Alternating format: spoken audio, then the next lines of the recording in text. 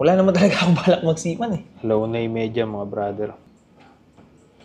Kada kasi alauna yung media, pasok talaga yung mga panahon, mga araw na natutulala ako. Ganitong datingan, asarap ako ng gyro repeater o yung compass. Tingin ako sa kawalan. Naalala ko yung buhay ko nung walang direksyon. Mga 2012 pa yun. More than 10 years ago na. Nang dumating sa punto sa buhay ko, walang direksyon.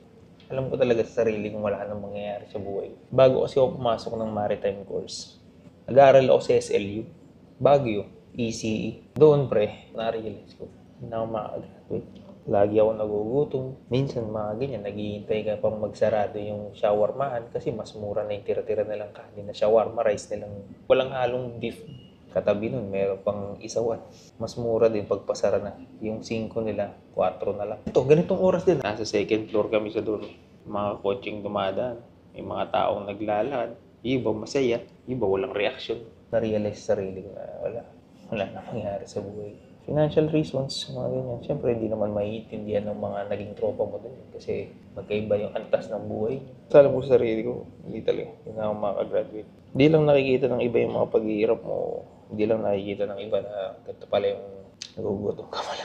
Nangagot sabihin mo sa iba. Gutom na ako, pre. Pingin ako pangkalan. May konti pa rin ego kahit mahirap ka. Diba? Panahon na yun, habang nakatingin ako sa daan. Ano kaya ako makakagraduate? Yun ako sa Google, pre. Ang mga libreng school sa Pilipinas. PMA, PMMA, PNPA. Sa totoo lang, Brad, nag-exam ako sa PNPA, Brad. Passer din ako ng PNPA, pare. Wala lang talagang lumabas yung result ng isang school. Merong in-offer na maritime course. Wala naman talaga akong balak magsiman eh. Hindi ko nga alam to. Ang alam ko lang, Brad, kailangan kong makagraduate no matter what. Libre kasi, Brad eh. Di ba? Iba, uniforme lang yung babayaran mo. Iba, may sahod ka pa, di ba? So, matotal, endo ako sa maritime career. Hindi ko nga alam yung chechikan ko eh. BSMT, BS Mari. Engineering na ako sa labas, sabi ko. Mukhang kakaiba to. Mas konti yung letter, BSMT. Pucha, dito na lang ako. Alam ko na marami sa atin. Dumarating sa punto na hindi natin alam kung meron pa ba tayong direksyon. Pag nandiyan yan kayo sa sitwasyon ng buhay nyo yan, bumulong lang kayo ng panalangin sa hangin. Kasabay ng pagbulong nyo yun. Sabihin nyo na rin kung ano yung mga willing kayong isakripisyo. Walang libreng tinapay sa mundong to. Mag-offer din kayo ng kaya yung isakripisyo. Hiniling ko lang sa Panginoon nun.